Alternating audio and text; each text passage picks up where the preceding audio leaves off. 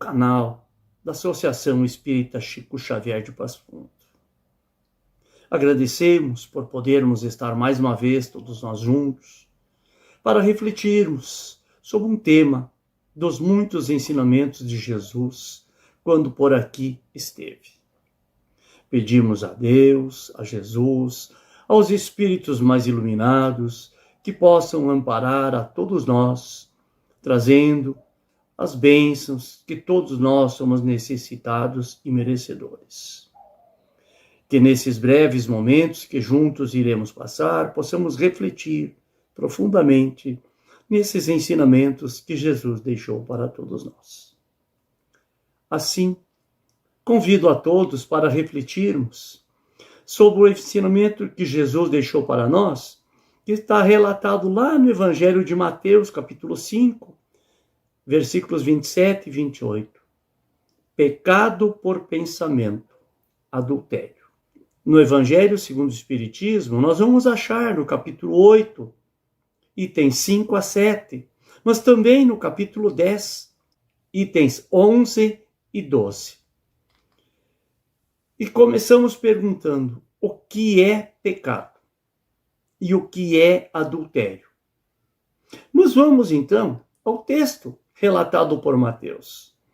Quando Jesus disse para os sacerdotes, os doutores da lei de então: aprendestes o que foi dito aos antigos: não cometereis adultério.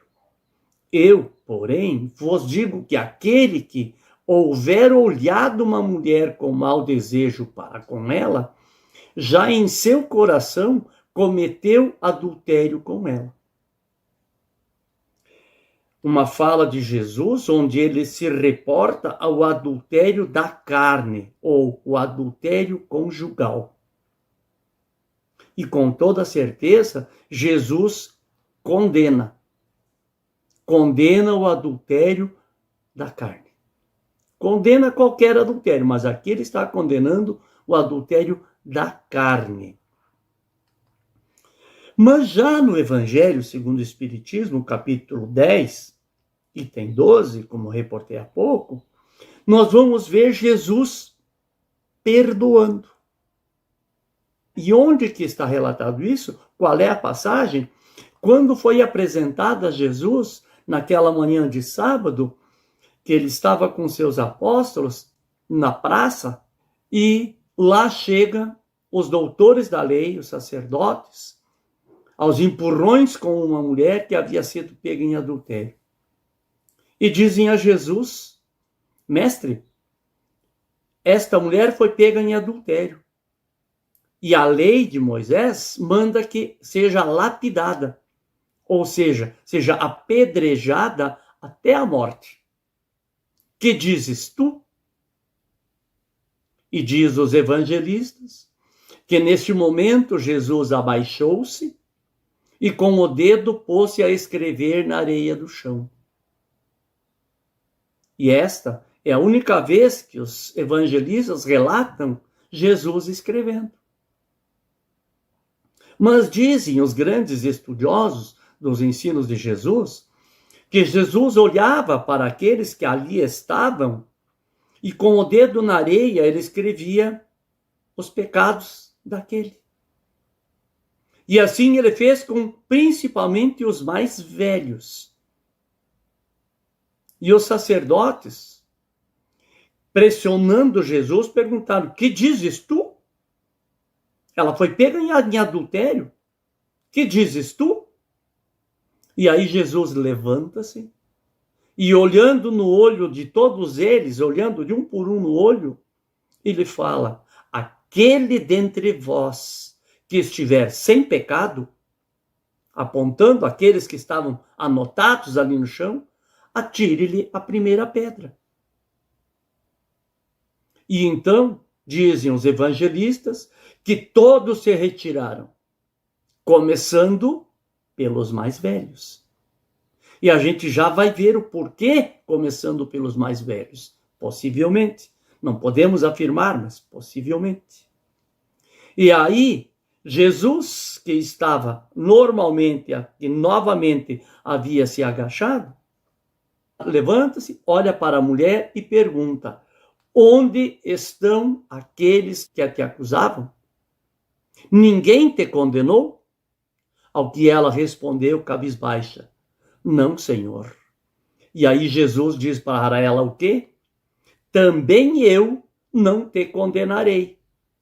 Vai-te e de futuro não tornes a pecar.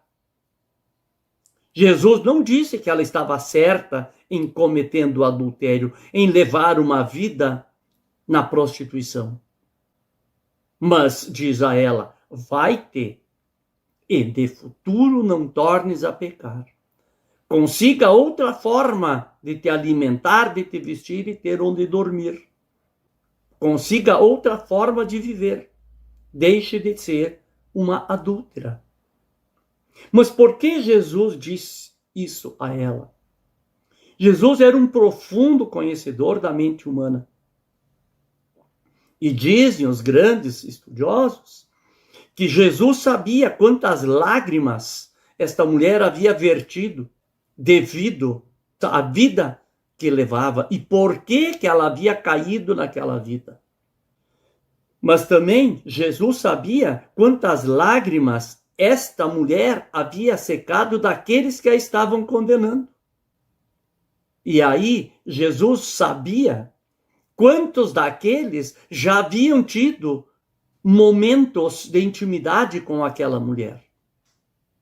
E que estavam ali única e exclusivamente querendo colocar Jesus numa saia justa. Por quê? Porque Jesus pregava e exemplificava o 5º mandamento: não matarás, que é o decálogo recebido por Moisés.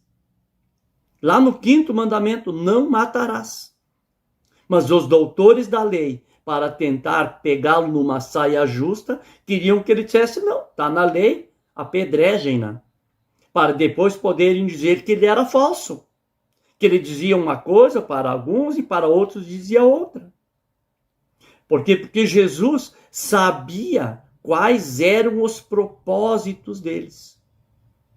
Jesus, com a elevação que tinha, lia os seus pensamentos e sabia quais eram as suas intenções.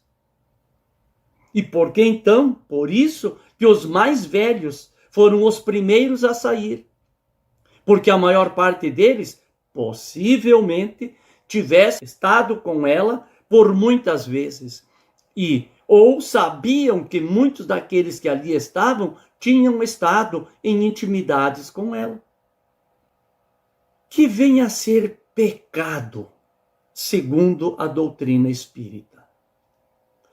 Nada mais, nada menos do que errar o alvo. Errar uma conduta. Todo erro ou desvio perante a lei divina é um pecado. Todos. E para a lei divina, muitas coisas que para a lei civil, a lei humana, não é uma falta das mais leves que seja, para a lei divina, muitas vezes é um pecado gravíssimo.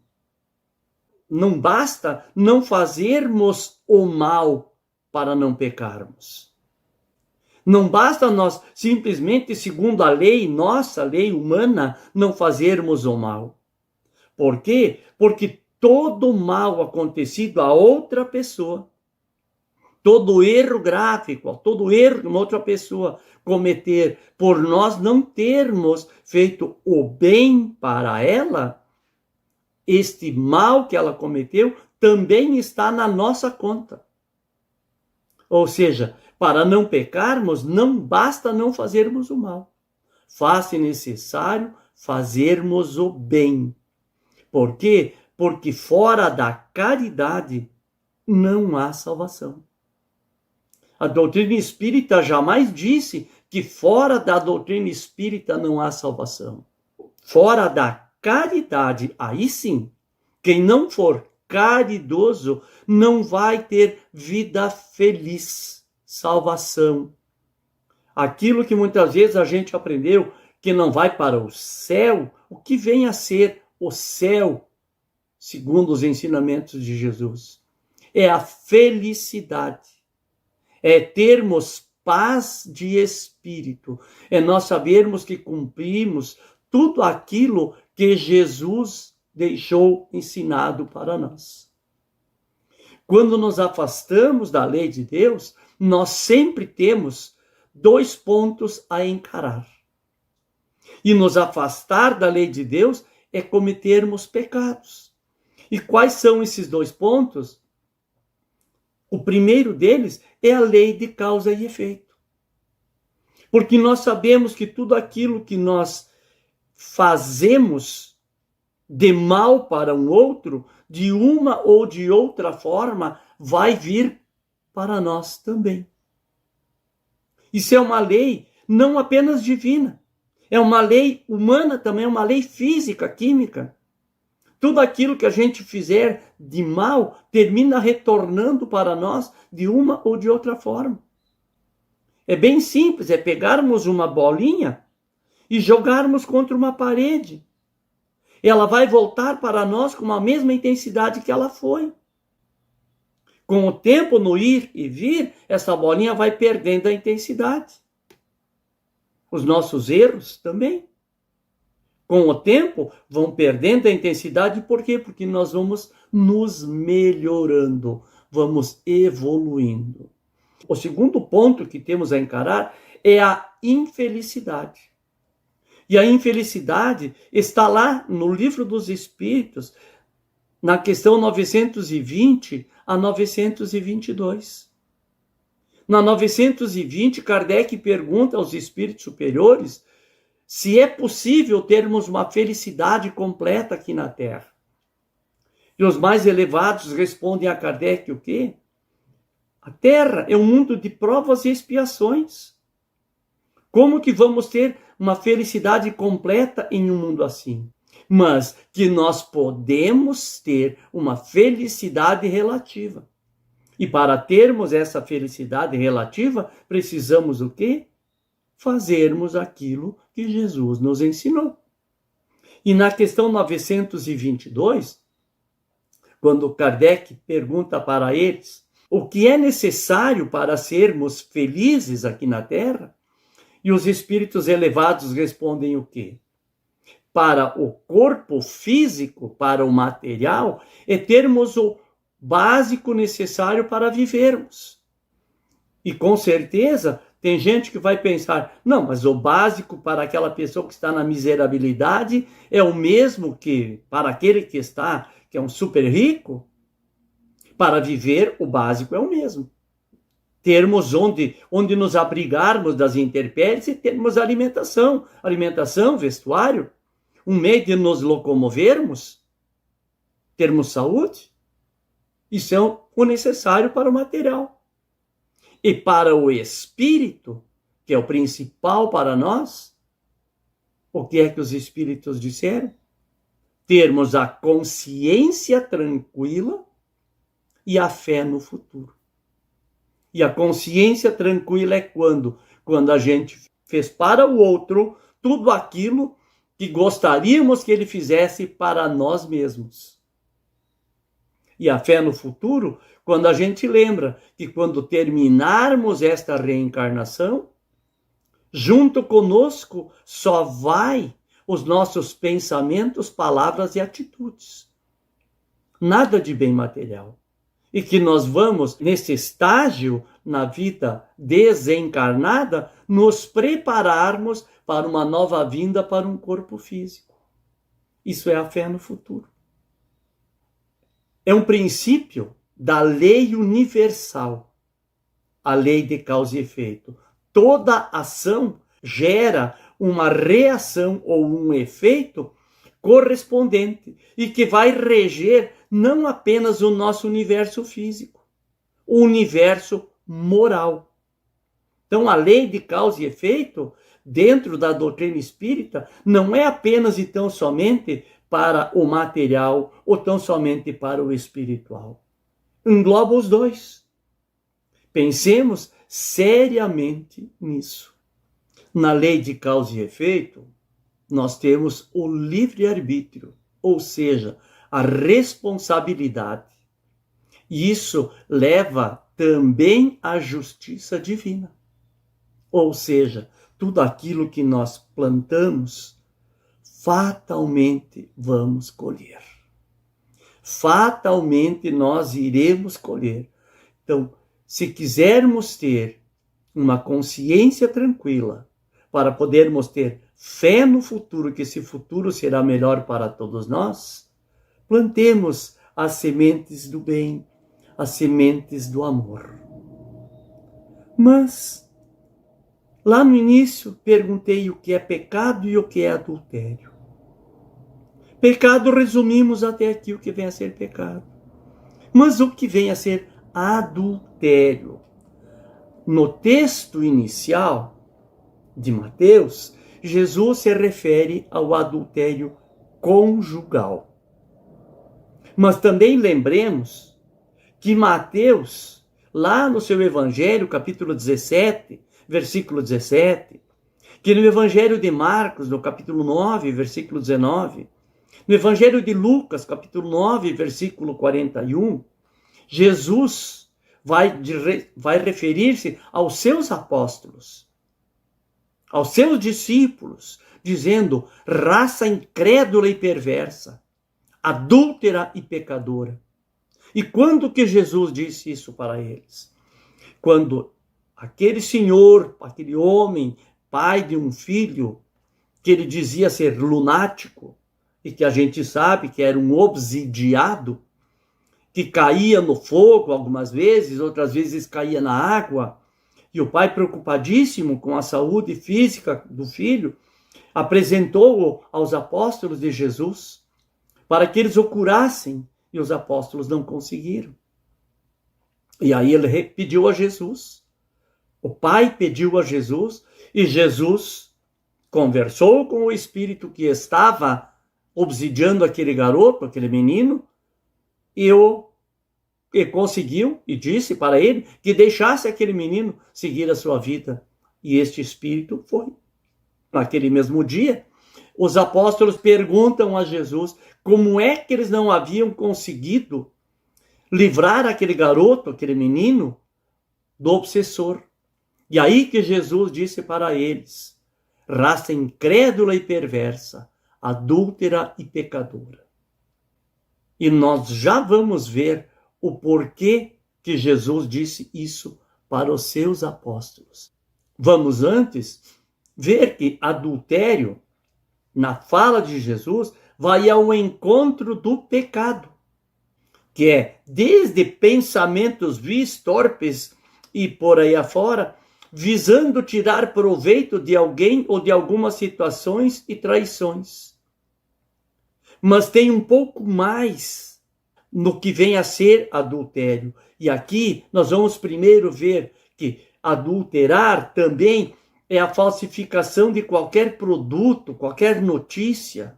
Aqui o adultério é tirar a qualidade, é desvirtuar uma notícia que a gente vê muito hoje, notícias desvirtuadas, produtos falsificados, produtos que imitam com uma qualidade péssima.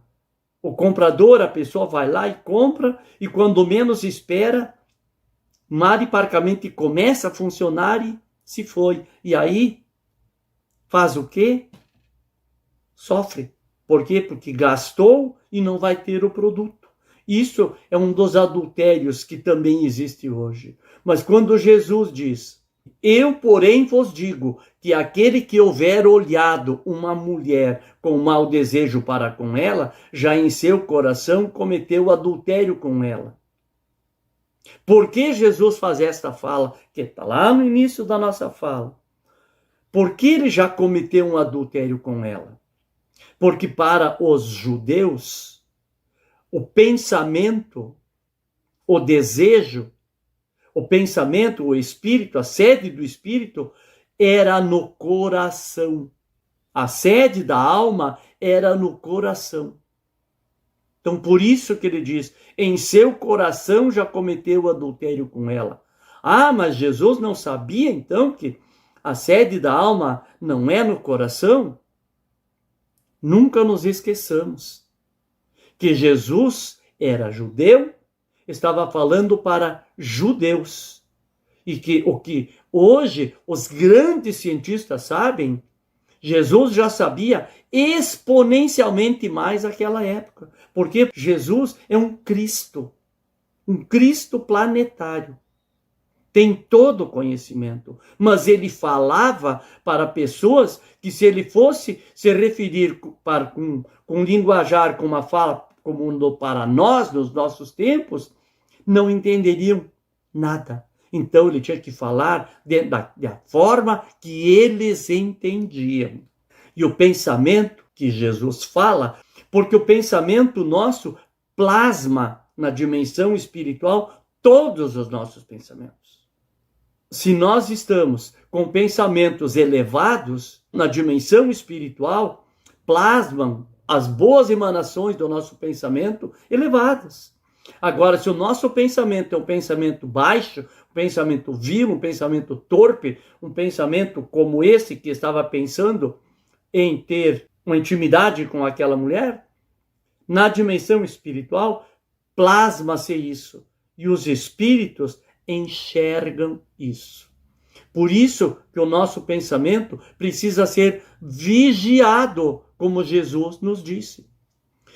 O que muitas vezes a gente não lembra é que o nosso pensamento tem forma, cheiro, som, cor e destino. Destino? Como assim, Ciro? Sim, tem destino. Porque se o nosso pensamento for elevado, o destino dele são os espíritos mais elevados. Mas se nós estamos com o pensamento para coisas de baixo calão, o nosso pensamento vai endereçado a quem? Aos espíritos que se importam com isso. Se nós estamos desejando o mal para alguém, o nosso pensamento tem o destino àqueles que não gostam daquela pessoa. Ou seja, o que Jesus nos disse: vigiai e orai. Vigiai vossos pensamentos e orai para ter desforça para manter vossos pensamentos elevados. Então, se nós quisermos a proximidade com os espíritos benévolos, pensamentos bons. Agora, se nós quisermos não nos preocuparmos, podemos ter aquilo que está lá no Livro dos Espíritos, nas questões 456 até 472, que tem como título desse trecho maior a faculdade dos espíritos de penetrar os nossos pensamentos e a influência deles em nossos pensamentos. Teremos uma questão que quem já leu o Livro dos Espíritos com certeza gravou o número. Quando eu li o Livro dos Espíritos pela primeira vez, 3 questões eu gravei. A questão número 1, que é Deus? A questão 919 é perguntada a Santo Agostinho: como fazer para, desde esta vida, conseguirmos nos melhorar, desviando-nos das questões erradas? E a questão 459, que é aquela onde Kardec perguntou aos espíritos se os espíritos influenciam em nossas vidas. E eles responderam: muito mais do que imaginais. De regra, são eles que vos dirigem. Mas também aqui entra a nossa falta de fé. Em quem? Em Deus e em nós mesmos. Por quê? Porque se nós tivermos fé em nós mesmos, nós vamos saber que nós somos filhos de Deus, com capacidade total de podermos e irmos evoluindo a cada reencarnação, a cada dia um pouco, para chegarmos a ser espíritos puros. Mas fé, qual a origem da palavra fé? Se nós formos para o latim, fé tem sua origem em fides, que vai corresponder a fidelidade, lealdade, crença, acreditar, confiar. Se nós formos para o grego, tem sua origem em pistis, confiança absoluta, crença sincera. garantia. E aqui nós vamos voltar ao que Jesus disse aos seus apóstolos. Raça adúltera e pecadora, incrédula e depravada. Adúltera e pecadora? Incrédula e depravada? Perversa? Sim.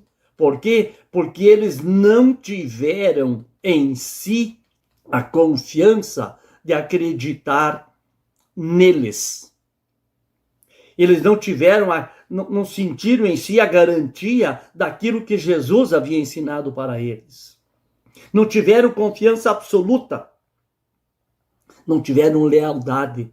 Não tiveram fidelidade para aquilo que Jesus havia ensinado para eles. E eles, com toda certeza, foram ter essa fidelidade, essa lealdade, essa crença de acreditar e confiar, confiança absoluta, crença sincera, garantia, somente depois de Jesus ter desencarnado. Mas todos eles deram a volta por cima, tanto que a maior parte deles, para não dizer, só sobrou um, além de Judas, que suicidou-se, né, que não foi morto em nome de Jesus, que foi João.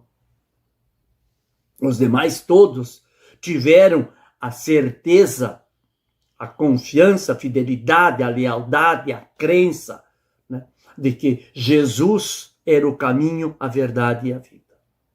Todos eles entenderam que era por ali o caminho, que Jesus havia sido o maior farol, foi o maior farol que aqui esteve, porque ilumina até hoje e vai iluminar para sempre este planeta do qual ele é governador. Mas vamos vir para os dias de hoje. Temos aqueles do eu vi aquele cara lindo, aquela mulher linda, um homem ou uma mulher falando, e por instinto eu pensei em intimidade com ele, com ela. Por instinto.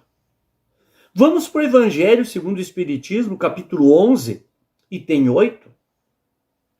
Mensagem do Espírito Lázaro. E vamos ver o que ele nos diz. Lá na metade, quase para o fim, ele diz: em sua origem, o homem só tem instintos. Quando mais avançado e corrompido, só tem sensações. Quando instruído e depurado, tem sentimentos. E o ponto delicado do sentimento é o amor. Não o amor no sentido vulgar do termo, mas esse sol interior que condensa e reúne em seu ardente foco todas as revelações sobre-humanas. Disse eu que em seu começo o homem só possuía instintos. Então, mais próximo do ponto de partida do que da meta a ser alcançada. Quando agimos, então, por instintos, estamos mais próximos do ponto de partida do que da meta a ser alcançada. Vigiai e orai, nos ensinou Jesus. Lá no capítulo 26 do Evangelho de Mateus. Mas por que em sua origem o homem só tinha instintos? Por quê? Porque fomos criados simples e ignorantes. E lá em nossa origem, nosso pensamento não passava de aquele pensamento primitivo que os animais têm, os animais inferiores têm. Começávamos a desenvolver o nosso pensamento. E isso não se desenvolve, nada na natureza, nada dá saltos, tudo vai gradativamente aumentando. Então, por milhares e milhares de anos, fomos desenvolvendo esse pensamento lentamente, a cada reencarnação um pouco.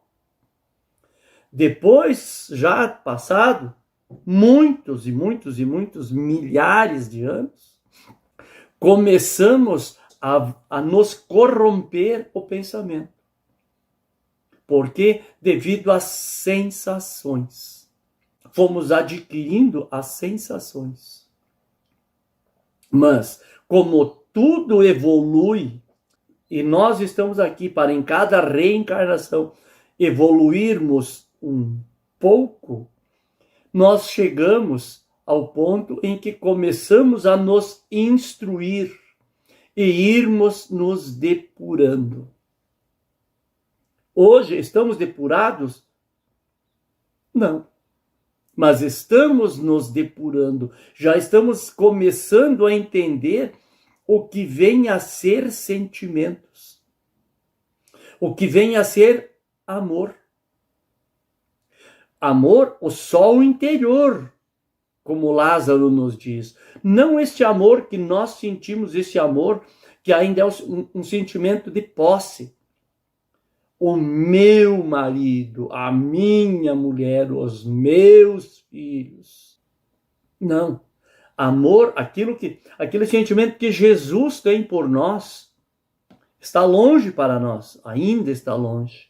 Mas nós vamos chegar lá com toda certeza. Ninguém vai ficar para trás. Fomos criados simples e ignorantes, mas com todos os germes de todas as virtudes. E o amor é a virtude sublime que aí está. Como Lázaro nos diz. O sentimento delicado, aquele amor de quando a gente se preocupa com o outro, não se esse outro for uma pessoa muito próxima a nós, mas for uma pessoa que muitas vezes jamais vimos e jamais iremos ver nesta reencarnação. Quando buscamos fazer parte das grandes campanhas, esse é o amor que precisamos desenvolver em nós. Campanhas de amparo para pessoas que não fazemos nem ideia se é alta, baixa, gorda, magra, preta, branca, azul, amarela, verde. Não sabemos. Mas quando nos dispomos a dar amparo, sem pensarmos em algo em troca. Este é o amor que Lázaro diz, o sol interior. O amor que Jesus tem por todos nós. Ele nos conhece, a todos. Mas nós nos conhecemos. Precisamos começar a pôr este sol interior dentro de nós mesmos. Nos autoanalisarmos e vermos onde nós estamos pecando, onde nós estamos adulterando. Porque o adultério não é, como disse antes, só aquela traição. Quando nós faltamos com fé para conosco mesmo, nós estamos sendo adúlteros para conosco mesmo. Em seu começo, o homem só possuía instintos, nos diz Lázaro. Lázaro nos diz que nós já saímos da fase dos instintos. Então não podemos mais agir por instintos. Eu vou fazer isso, eu vou desvirtuar isso aqui, mas é só um pouquinho. Qualquer pinguinho que se desvirtue é adulterar. É errar o foco. É errar o alvo. É pecar. É faltar com a justiça, com a lei divina. E a nossa meta a ser alcançada, que Lázaro nos diz aqui, é chegarmos a Cristo. Que, para nosso conhecimento, é a evolução máxima que um espírito pode ter.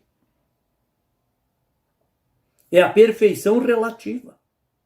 É aquele que tem capacidade, intelecto, moral, para produzir, sob as ordens de Deus, um planeta, como Jesus, com seus auxiliares, produziu a Terra. Mas para isso, não me canso de falar no que Jesus nos disse. Vigiai e orai. E não que eu esteja me referindo para que os outros façam. É para que eu jamais me esqueça que eu preciso vigiar meus pensamentos e orar. Ah, Ciro, mas então tem que passar o dia inteiro rezando, fazendo prece, orando. Vamos pensar que oração, prece, é toda boa atitude e todo bom pensamento que nós temos. Quando nós estamos fazendo as nossas tarefas com boa vontade, com prazer, com satisfação, nós estamos orando. É diferente do que quando a gente começa lá no domingo de noite. Ah, amanhã já é segunda, mais uma semana para trabalhar, mas que inferno. Isso é uma oração, mas que vai para baixo. Por quê? Porque se liga àqueles que querem incutir em nós a preguiça, a dolência, a inércia. Isso, para nós, é maléfico. Porque é adulterar a lei divina, que é a lei do trabalho. O trabalho, como muitas vezes a gente ouve as pessoas se referirem, nossa, porque é um inferno, porque tem que trabalhar, porque sou explorado. Trabalho, o primeiro trabalho que todos nós temos dentro da programação é o trabalho de nos melhorarmos, de evoluirmos, de sermos bons filhos, bons pais, bons maridos, boas esposas. Não adulterarmos em nada nessas funções. Isso é um trabalho que, quando nós levamos a bom termo, é de altíssima grandiosidade. E quando nós, então, agimos buscando vigiar os nossos pensamentos e orar, nós teremos muito mais facilidade para controlar aqueles nossos instintos que muitas vezes ainda insistem em fazer parte da nossa caminhada. Para nós encerrarmos, vamos nos lembrar de Chico Xavier, patrono da Associação Espírita, que nos disse: embora ninguém consiga voltar atrás e fazer um novo começo, qualquer um pode começar agora e fazer um novo final. Grande Chico, que deixou para nós muitas lições. Lições de fazermos a cada dia um novo final. Convido agora os irmãos e irmãs a elevarmos o nosso pensamento a Jesus, para agradecermos por tudo que temos, por tudo que somos, que sabemos que se dele vem de Deus através dele, por tudo que nós já recebemos, por tudo que ainda iremos receber, pelas múltiplas oportunidades que temos de sermos provados, se nós queremos continuar adúlteros e pecadores, ou se nós queremos fazer um novo final. Que as bênçãos de Deus, de Jesus, possam ser para todos nós, hoje, amanhã e sempre.